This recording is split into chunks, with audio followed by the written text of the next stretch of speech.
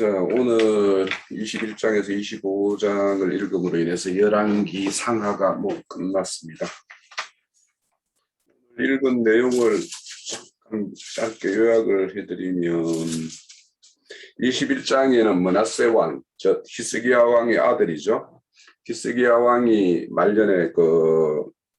말년인지 하여튼 죽을 병이 걸렸을 때 면벽 기도를 해서 15년 동안 생명을 연장받았죠.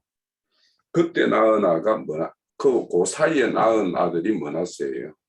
왜냐하면 21장에 보면 1절에 보면 므낫세가 왕이 될 때 12세라고 그러잖아요. 그러면 15년을 연장받았으니까 그 사이에, 그러니까 연장받은 생명이 되었을 때 한 2년 있다가 이제 낳은 아들이 므낫세가 되겠죠. 그 므낫세의 그 악함에 대해서는 히스기야 왕이 하나님 앞에 충성되게 행할 때 하나님이 미워하는 것들을 모두 피했던 것을 다 살려내는 일을 한 것이 므낫세예요. 그러니까 아버지하고 무슨 억하 심정이 있었는지 뭔가 문제가 있었던 것 같아요. 아버지가 그렇게 충성되게 좀 했었고, 말년에 물론 병문안 온 바벨론의 사자에게 메탄고를 다 보여주고 이렇게 해서 이사야 선지자가 책망하는 이야기도 있었지만, 그런 어떤 우상과 이방신을 섬기는 것에 대해서는 되게 이제 잘했던 왕이 이제 히스기야 왕이었거든요. 그런데 그 아들이 므낫세가 그걸 다 다시 살려내요. 그렇게 하는 것이 므낫세입니다.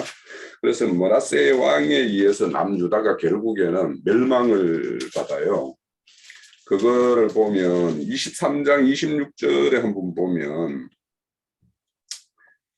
그러나 여호와께서 유다를 향하여 내리신 그 크게 타오르는 진노를 돌이키지 아니하셨느니 이는 므낫세가 여호와를 경노하게 한 그 모든 경노 때문이라, 이렇게 이야기를 하고, 또 24장에도 가면 이와 똑같은 말을 해요. 24장 3절에도 보면 이 일이 유다의 임함은 곧 여호와 말씀대로 그들을 자기 앞에서 물리치고자 하심이니 이는 므낫세가 지은 모든 죄 때문이며, 이렇게 이야기해요. 그만큼 이 므낫세의 어떤 죄악에 대해서 하나님이 그렇게 남유다가 결국에는 므낫세의 아들 또한 그 아버지와 똑같은 일을 하거든요. 그렇게 합니다.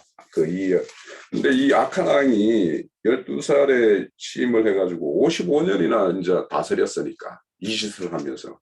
그러니까 남유다가 완전히 병들어 버렸겠죠. 므낫세 왕 때.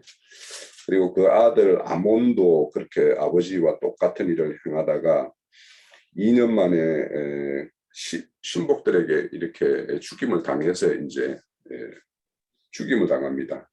그러다 보니까 이제 22장에 보면 이제 요시야 왕이 이렇게 이제 등장을 하는데, 그 아버지 아몬이 2년만 통치하고 그냥 일찍 죽어버렸기 때문에 여기 18세에 이제 왕이 됐다 그러는데, 또 역대한가 어디에는 보면은 8세라고 되어 있는 것도 있어요.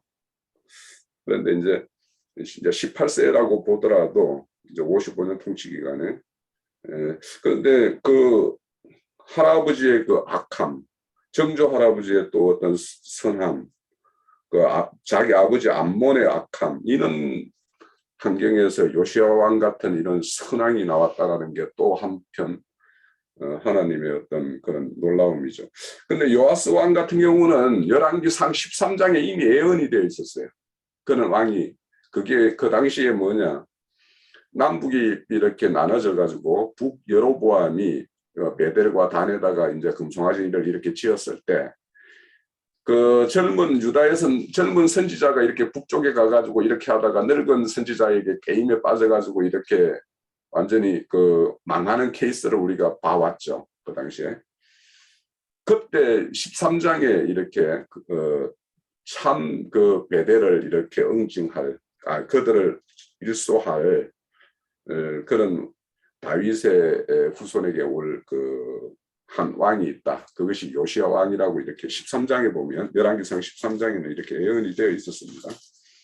그런데 이제 이 요시야 왕이 이렇게 처음에 22장의 처음에 앞부분에 이렇게 보면, 우리가 16장이나 17장 그쯤에서 다루었던 요아스 왕, 성전에서 7살짜리, 1살짜리를 7살까지 이렇게 키웠던 그 왕이 고모부 대제사장이 있을 때 충성되게 했을 때 그 모양을 그대로 합니다. 요아스 왕이, 요시야 왕이 그렇게 이렇게 그 성전에 보수하는 일 이런 데도 열심을 내고 했던 요시야 왕이 그 당시 이제 대제사장 hil기야가 율법책을 우연히 이제 발견을 해요. 성전에서 그 책을 읽고는 이제 요시야 왕이 남유다의 대개혁을 하는 것이 23장의 내용입니다. 23장의 내용은 온전하게 이렇게 하죠. 그래서 거기 23장의 3절에 보면 왕이 단위에 서서 여호와 앞에 언약을 세울 때 마음을 다하고 뜻을 다하여 여호와께 순종하고 그 계명과 법도와 율례를 지켜 이 책에 기록된 그 언약의 말씀을 이루게 하리라 하네, 이렇게 이야기해요. 그러니까 요시야 왕이 이제 예수의 한 대표의 모습이기도 한데 참 왕은 이렇게 하나님의 어떤 말씀의 언약을 이렇게 이루게 하는데 그렇게 하는 왕이 온전한 왕이죠.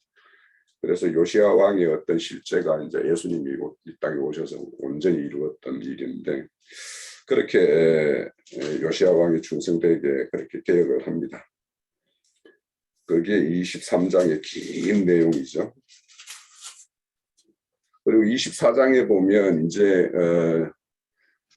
요아스 왕이 요시야 왕이 그 애굽의 바론 느고가 그 아수르를 이렇게 치려고 올라갈 때 그걸 막아서다가 이제 머깃도에서 이제 죽임을 당하죠. 그 죽임을 당한 그 이후가 이제 그 여호아하스 또 여호야김 그리고 시드기야 이 네 왕이 이제 유다의 말년입니다. 한마디로 그 시대 때의 어떤 역사는 이제 파란만장하죠. 북쪽으로는 이제 바벨론에 의해서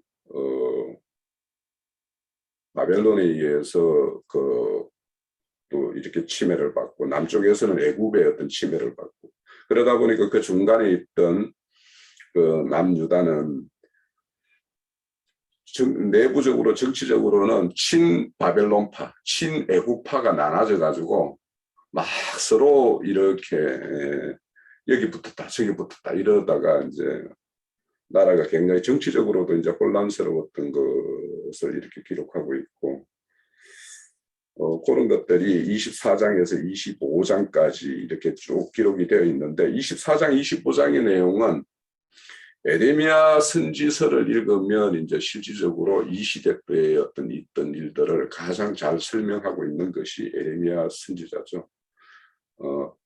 여기는 아직까지 포로로 이제 가는 이야기만 있기 때문에 이제 잡혀간 이야기는 다니엘서나 또 에스겔서나 이런 것들을 봐야지 그 잡혀 있을 때의 어떤 이야기 또 회복에 대한 어떤 소망 이런 것들에 대해서 이제 잘 나와 있죠. 자, 오늘 이야기는 이 정도로 하고 또 우리가 이 내용에 대해서는 이제 역대하 가면은 이제 또 오늘 봤던 내용들이 다시 자세하게 또 언급이 되어 있으니까 그때 가서 또 좀 자세하게 나눌 기회가 있을 것 같습니다. 자, 오늘 이야기는 뭐 이런 어떤 중심 어떤 이야기의 스토리는 이렇다라는 거고 우리가 여기서 21장에서 25장을 보면서 우리가 좀 이렇게 교훈하는 어떤 내용, 교훈받았던 내용 뭐 이런 것들이 있으면 함께 나누고 또 아니면 내용 중에서 또 질문사항이 있으면 또 질문 주시면 또 장로 형제님께서 답변을 잘 해주실 거니까 또 질문도 하고 그렇게 하시죠. 네. 네. 지난 그 히스기야 왕이 그 병이 낫고 나서 그 왕궁의 보물창고를 보여준 것이 서로 인해서 그것이 다 이제 빼앗길 것이라고 그랬는 그 부분이 그게 어떤 의미인데 그렇게 보여준 것으로 인해서 하나님이 진노하시는 것인지 좀 예전에부터 이게 궁금했었는데 지난번에 한번 질문을 드리고 넘어갔어야 되는데 오늘 한번 질문 드립니다. 일단 뭐 형제님께서 더 자세히 말씀드리겠지만 이거는 그 다윗 왕이 인구 조사를 하는 것과 유사한 어떤 그 성격을 가지고 있을 거라는 생각이 들어요. 결국에는 15년 동안 생명을 연장받고 또 히스기야 왕에게 통치 기간에 그런 성전이나 뭐 왕궁 창고에 이 보물이 이렇게 넘치게 이렇게 뭔가 부어주신 거죠. 그러다 보니까 그런 것들이 이제 자기의 어떤 왕의 어떤 업적으로 스스로 이렇게 생각한 부분이 있고 그게 이제 자랑이 되는 자기 자랑으로 삼은 어떤 그런 표상으로 이 창고를 다 보여준 것.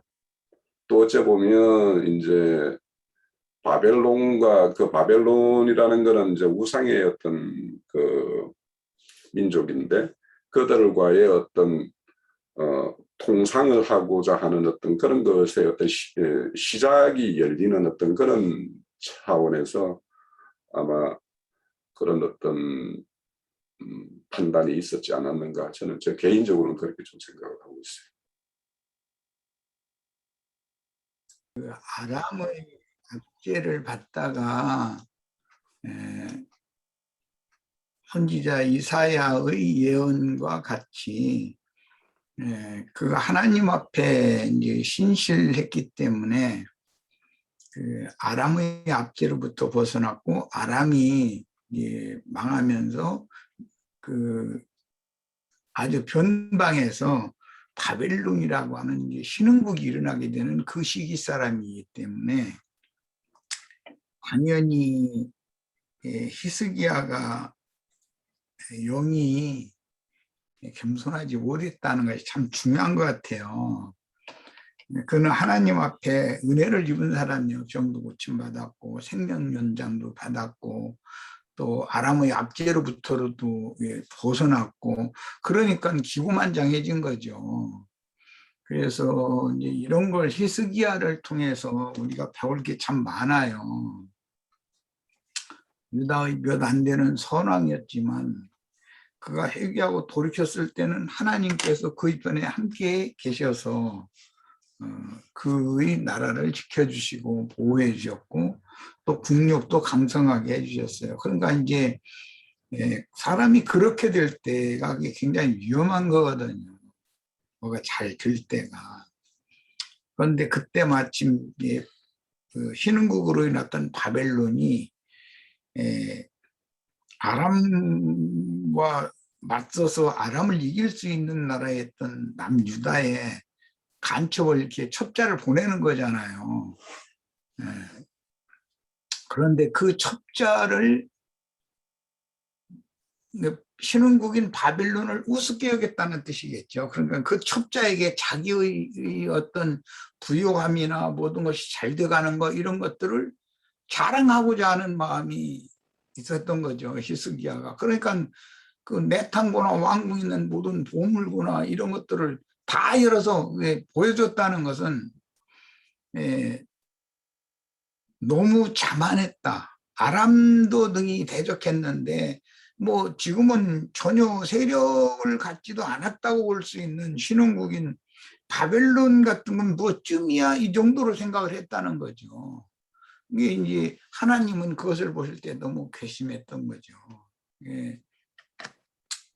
나는 가끔 이제 그런 얘기하지만 한번 주님 앞에 은혜를 입고 성령의 은사도 맛보고 여러 가지 주님 앞에서 은혜를 입었던 사람들이 오히려 타락하면 돌이켜서 새롭게 할 수가 없다는 거예요. 막 나가는 것이거든요.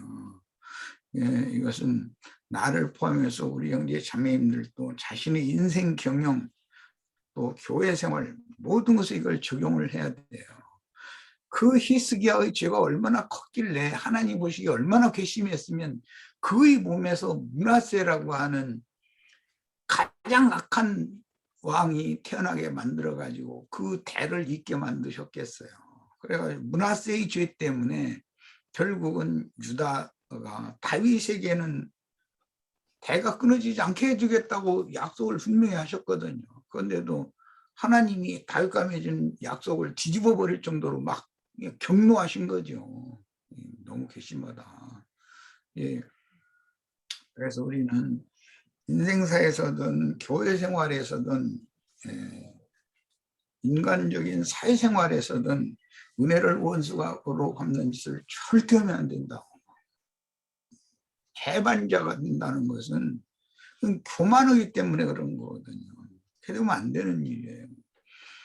은혜를 입었던 사람이 은혜 안에 끝까지 머무는 것을 하나님 앞에서 배워야 되고, 또 그걸 위해서 뭔가 잘 나갈 때는 두려워하고, 주님께서 혹시라도 내가 변심하거나 나도 모르는 사이에 교만해지거나 변질되지 않도록 내 마음과 생각을 견고하게 붙잡으시고 자꾸 순간순간 책은질을 하셔서 절대로 벗어나지 않도록 이렇게 좀 지켜달라고 꼭 기도할 필요가 있는 거, 이 얘기를 꼭 해주고 싶어요.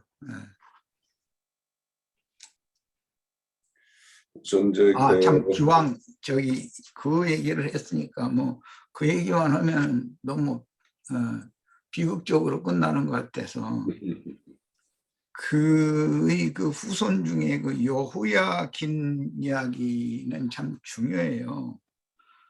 아까 우리 홍영재가 역대기 36장에 의하면 8세 때에 갑작스럽게 그 아버지가 죽으니까 이제 사로잡혀갖고 그렇게 되니까 왕에 오른 거예요. 8세 때. 그게 역대 36장이 나오는 이야기죠.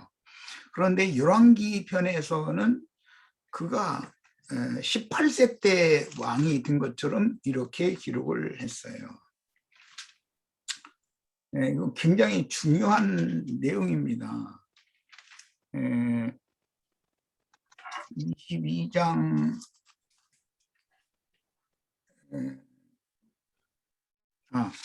24장 8절. 역대 36장 9절에는 8세 때 왕위를 계승을 했다고 돼 있고, 그건 역대기예요. 역대기는 제사장의 관점에서 기록을 한 거예요. 똑같은 역사인데도. 그러면 그 왕의 관점으로, 왕위 계승에 관한 그런 관점으로 성경을 기록한 왕기, 열왕기와 역대기는 왜 10년이라고 하는 이런 차이가 있는가, 이런 것을 자세히 살필 필요가 있어요. 이 여호야긴이 8세 때 등극을 계승을 했지만 10년간 그 모후인 느후스다인가? 그렇지? 네. 느후스다. 여호야긴의 어머니가 느후스다죠? 네.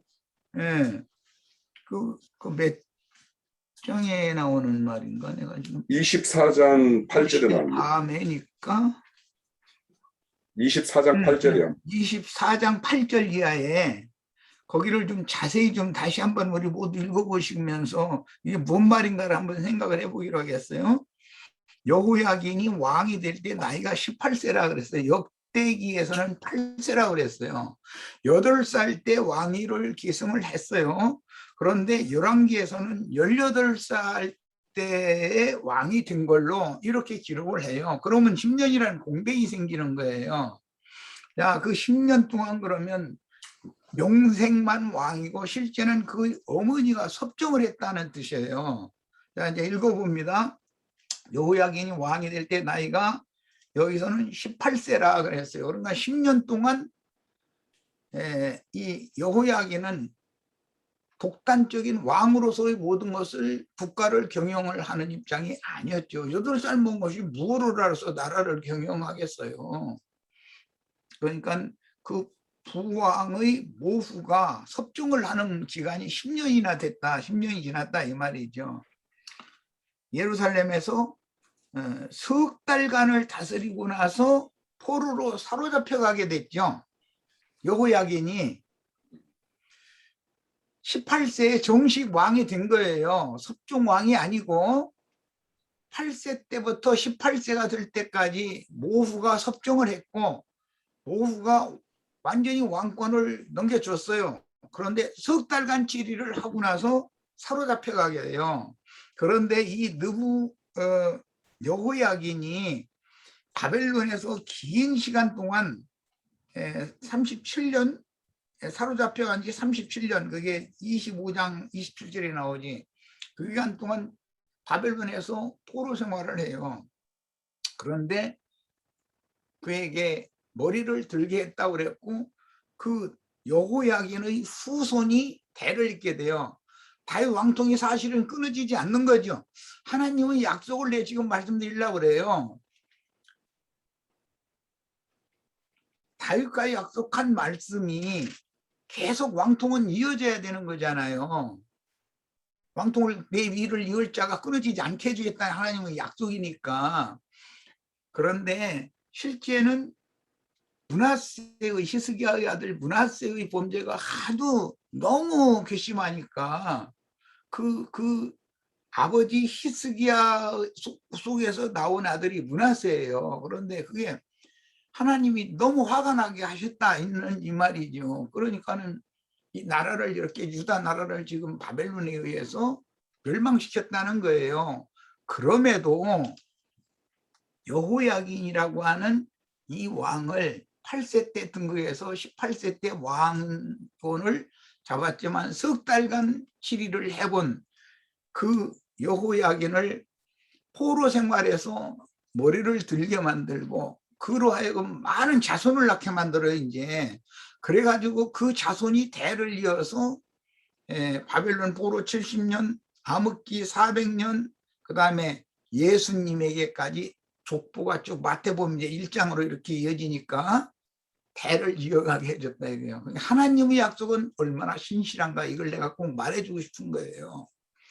그래서 상황이 어떻게 됐을지라도 하나님은 절대로 그 약속을 변개하거나 바꾸시지 않는다. 사실은 우리의 눈으로 볼 때는 유다 나라가 멸망했으니까 다윗과의 약속이 완전히 거짓말이 된 것 같이 보이지만 그러나 그런 징계와 징벌과 암흑기라고 하는 500년이라고 하는 긴 기간이 지금부터 흘러가는데 그래도 예수 그리스도의 대는 계속 이어졌다. 이것은 심판하는 중에도 멸망당하는 중에도 반드시 누군가 한 사람은 살려놔두고 그를 통해서 반드시 대를 이어가게 한다. 그리고 때가 되면 메시아의 때 예수 그리스도를 그 족보 그 허리에서 예수 그리스도를 나게 하셔가지고 하나님의 약속을 이룬다는 거예요. 그러니까 이제 오늘 말씀을 우리가 이제 읽으면서 열왕기 이제 마지막 말씀까지 읽었는데 우리는 어떤 상황이 와도 사람은 한 세대는 오고 한 세대는 가고 인생의 날짜는 짧지만 하나님은 영원한 분이시기 때문에 그분은 먼 안목으로 모든 우주 경영 전체를 큰 틀에서 경영을 하시는 것이기 때문에 나의 구원, 나에 관계된 어떤 이야기 이런 거에 너무 몰두해도 안 된다. 하나님의 뜻이 이루어지는 것은 시공을 초월해서 반드시 그분은 약속을 이루신다는 걸 꼭 믿으셔야 돼. 성경을 이런 관점으로 읽어야 되는 거예요.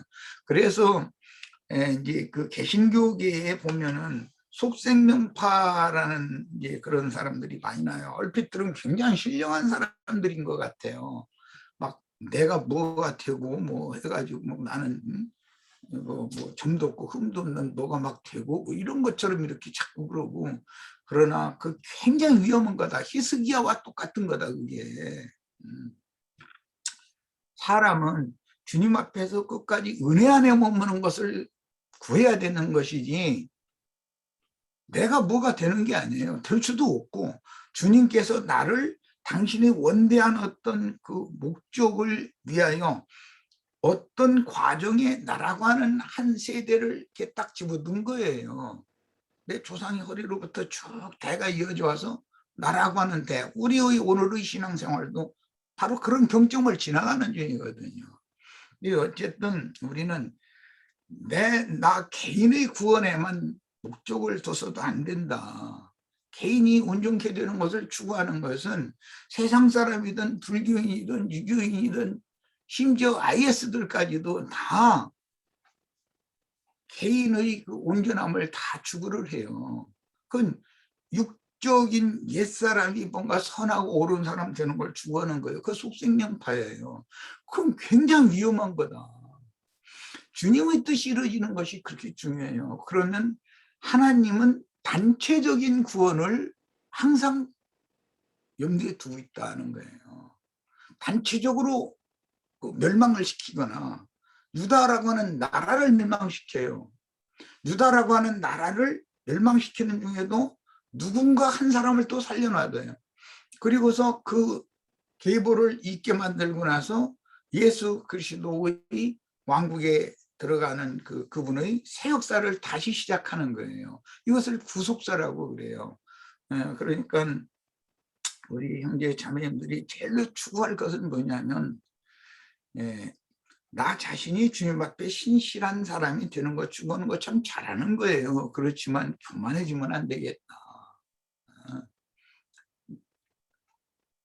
나의 생애가 닿을 때까지 주님께서 나의 생각과 마음을 주님이 견고한 붙잡아 주시고 끝날까지 혹시라도 변심하거나 변질되거나 내 자신도 모르게 교만해져서 다른 어떤 형제 자매들을 불쌍히 여기고 안타깝게 여기고 그런 마음보다는 막 그냥 뭐 조금 흠결만 보면 그것만 찾아가지고 막 손가락질하고 뒷전에서 전화질 해야 되고 뭐 이러쿵저러쿵 그냥 신변된 말이나 해야 되고 이런 짓을 하면 그게 히스기야의 범죄인 거거든요. 그걸 상징이거든요.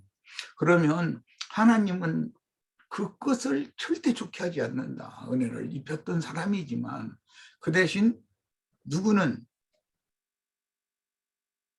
그 후대의 누구는 종살이를 하는 가운데에서도 왕인데 포로로 사로잡혀가서 불과 18세 때 석 달간 왕노로 딱 맛보고 사로잡혀가지고서 긴 기간 동안 중노를 하는 중에 옥에다 가둬놓고 그냥 죽이거나 다 죽였어요. 그런데 그 여호야긴이라고 한 사람을 감옥살이를 시키지 않고 그 왕으로서 대부를 하고 뭐 바벨론 왕이 뭔가 줄 거 다 주고 이렇게 해서 자식을 안 낳게 만들어 가지고 후대를 잇게 만들잖아요. 하나님의 구속사가 얼마나 기가 막힌가 이것을 꼭 보셔야 되겠어요. 이제 1학년편을 마치면서 이 얘기는 꼭 해주고 싶었어요. 우리 지체들이 어떤 역사를 보는 관점, 오늘날의 세상 나라를 보는 관점, 우리의 현재 교회 생활을 이게 바라보는 관점, 이런 것도 주님과 같은 눈으로, 주님의 생각과 같은 생각으로 이렇게 볼 수 있도록 그 영감이 다 임하기를 바랍니다. 예, 마칩니다. 여호야긴 왕이 포로 잡혀가서 기록에 보면 37년 동안 이제 옥에서 갇혔어요. 그러니까 왕의 신분으로서 이방의 그 포로로 잡혀가서 37년 동안 옥에 갇혀 있는다라는 그 인고의 시간도 참 이기기 어렵겠죠. 그걸 이겨낸 걸로 보면 여호야긴 왕도 하나님의 뜻에 의해서 이렇게 생명계들을 이어가는 걸 우리가 볼 수가 있습니다. 완전히 주님 앞에서 길들임을 받은 거죠. 네. 소녀시대에 잡혀가가지고서 완전히 어른이 됐으니까 하나님 앞에서 얼마나 많은 것들을 막 속에서 끌어오는 것이, 그렇지만 어떻게 할 수 없으니까 힘이 없는데 어떻게 할 거예요. 그냥 스스로 이렇게 또 좌절하고 또 삼키고 또 막 그런 걸 보면 막 끌어오르고, 이런 기간이, 이런 때가 얼마나 많았겠어요. 이런 걸 생각을 해보시기를 바래요. 잠깐만.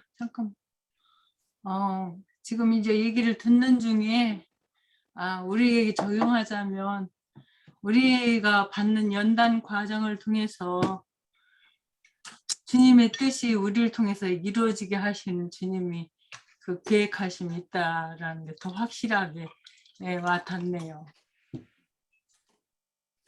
자, 우리가 하나 또 생각해 볼 게 이제 그 25장 22절에서 좀 이렇게 보면 이제 남은 자들 비천한 자들을 남겨서 이제 포도원 다스리는 농부로 이렇게 남겨두었어요.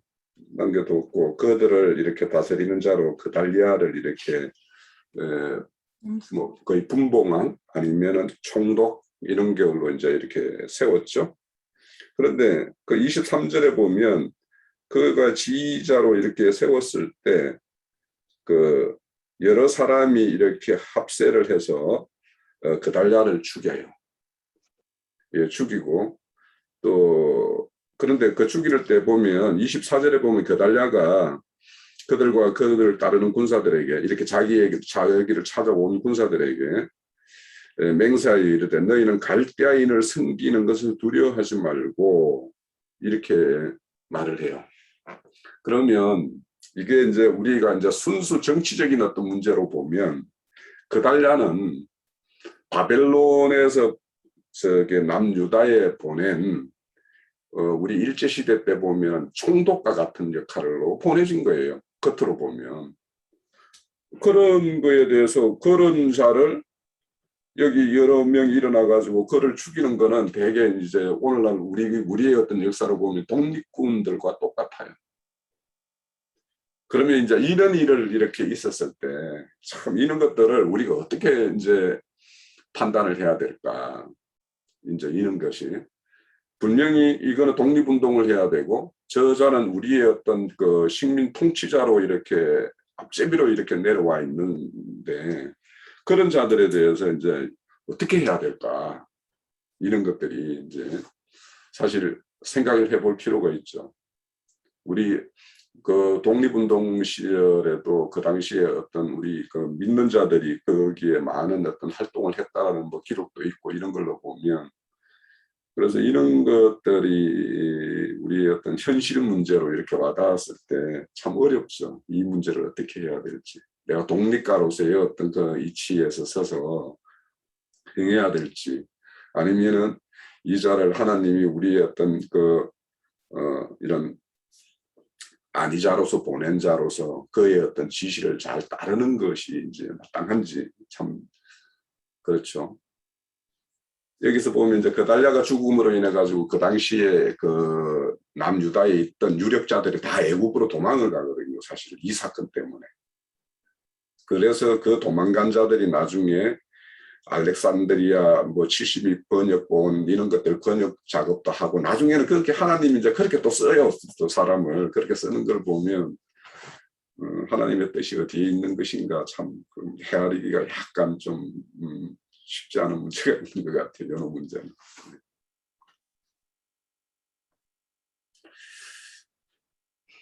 그래요. 우리 홍 형제가 하나님께 눈밖에 났던 자들이 피신해서 애굽으로 이제 다 도망가서 원은 이레미야 선지자는 애굽으로 내려가지 말아라. 바벨론 왕에게 순종을 해라. 그래야 너희 신상이 편타. 자꾸 그렇게 하는데도 바벨론 왕을 대항하는 자들이 즉 유다의 그 멸망기에 유다의 기득권자들이 바벨론의 반기를 들으니까 그들은 바벨론에 끌려간다든지 유다도에 남아있으면 죽임당할 것을 두려워하니까 도망간 거잖아요. 그러면 하나님의 뜻이 어디 있는지를 우리는 이제 살펴야 돼요. 그런데 그들의 후손이 또 알렉산드리아의 교부들 이런 사람들을 낳게 되고 이런 걸 보면 참 하나님의 생각은 사람의 생각 밖에 있어요. 사람들이 좁은 소견에 따라서 이것은 옳고 저것은 선하고 하고 막 악이다 틈하고 하는 것 자체도 너무 우스꽝스러운 거고 사실은 우리도 좀 넓혀지기를 바라는 마음이고 중요한 구절이 한 구절이 있어서 열왕기하 22장 20절을 다 같이 한번 읽어보겠습니다. 이것은 므낫세의 아들이 아몬이고 아몬의 아들이 요시야예요. 요시야는 다윗 다음에 초기 왕국의 그 성군이 다윗이라면 유다의 마지막 성군은 요시야거든요. 이것은 이제 큰 틀에서 보자면 라헬의 두 아들과 같은 그런 입장이에요. 요셉과 베냐민 그런 것과 같은 입장이에요. 그런 관점으로 보는 거예요. 그 성군임에도 불구하고 그를 하나님께서 악한 날을, 유다의 멸망의 날을 눈으로 보지 않고 죽임을 당하게 해주셨어요. 이건 너무 중요한 얘기라 내가 꼭 얘기를 해주고 싶은 거예요. 그러므로 보라, 내가 너로, 요시야를 말하는 거예요. 너희 조상들에게 돌아가서 평안히 묘실로 들어가게 하리니, 영적 적용을 하자면 아브라함의 믿음의 후사들을 위하여 하늘의 한 성을 예비하셨다. 그것으로 데려가시는 거예요. 데려가 주시는 거예요. 그런데 유다의 멸망날, 전에도 없고 후에도 없는 큰 환난 날이다 그랬어요. 바빌론이 이 예루살렘을 무너뜨리고 유다를 멸망, 시드기야, 그 여호야긴의 아잡이 그 숙부가 시드기야잖아요. 그때 이제 문을 닫게 만들어요. 그런데 그 날을 이 눈으로 보지 않게 해줬다는 거예요. 이게 얼마나 중요한 문제인지를 알아야 돼요.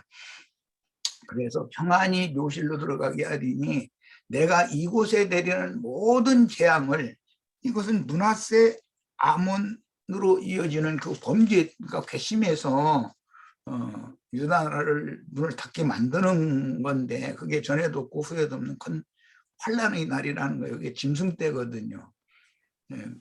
느부갓네살 왕과 느부사라단과 그 바벨론 도의 신복들이라는 게 다 짐승들이거든요. 그 짐승의 마음을 받았다고 돼 있잖아요. 다니엘서 예언에 이미.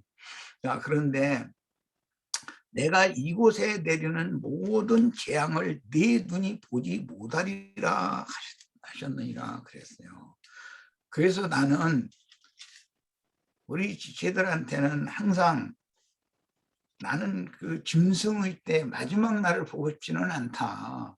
물론 주님께서 배려하셔서 네가 좀 더 살아나면서도 아직 덜 떨어진 분도 많은데 좀 정신 좀 차리고 내일 끝까지 맡아서 해라 하면 해야죠. 그런데 나는 지금으로 봐서는 뭐 이런 몸 상태 가지고는 그렇게 그런 것까지 담당하리라고는 믿지 않아요. 담당할 수도 없고 담당할 수 없는 사람한테 어떤 일 맡기시는 분도 아니고, 나는 이 말씀을 너무 크게 받았어요. 그런지 그 계시록 3장 10절에 보면 빌라델피아 교회의 이기는 자들에게는 전에도 없고 후에도 없는 큰 환난 날을 보지 않고 면하게 해주겠다, 이렇게 하셨어요. 이건 약속이거든요. 우리 형제 자매님들은 기왕 신앙을 하면은 이 요시야와 같이 애굽 왕을 막다가 갑작스럽게 급살한 거죠. 전사를 갑작스럽게 했으니까. 그러나 우리가 지금 이 세상의 그 영과 대항을 하는 전쟁은 필수적으로 해야 되는 거예요. 그러면 세상신이 자기를 대적하는 자를 살려놔둘 리가 없는 거죠. 이것이 무기토의 전쟁이라고 그랬는데 아마겟돈 전쟁이라는 것이 이런 전쟁인 거예요. 이 영적 전쟁, 이런 것을 알아야 계시록을 해석할 수 있어요. 우리 형제 자매님들 나와 같이 그냥 너 수고했다 하면 감사함으로 주님 앞에 갈 수 있는 그런 전사들이 다 되시는 것을 난 참 너무 이걸 바라고 있어요. 이 말도 꼭 마음에 담아두시기를 바라요. 악한 날을 그때 보고 마지막까지 뭐 몇 년 더 살아보겠다 이러고 길을 쓸 필요는 없습니다. 마치겠습니다. 네, 자, 오늘 이제 그 열왕기 그 역사서 중에서 이제 열왕기 상하를 마치고 또 내나 역사서라고 분류되는 이제 역대 상하로 가야 되는데, 이제 처음에 딱 역대 상을 딱 피면은 막 족보만 나와요. 이게 9장까지. 그래서 이게 9장까지 멍하니 듣고 앉았어야 될 것 같은 느낌이 드는데, 제가 유일하게 책이 가장 깨끗한 게 요 역대상 요 앞에 족보 책이에요. 옆에 책에. 그래서 여튼 내일은 한 5장까지 듣고 제가 역대 상하를 어떤 차원에서 봐야 되는가에 대해서 좀 이제 말씀을 좀 잠깐 드리는 시간으로 그렇게 좀 할게요. 예. 그래요. 오늘은 이걸로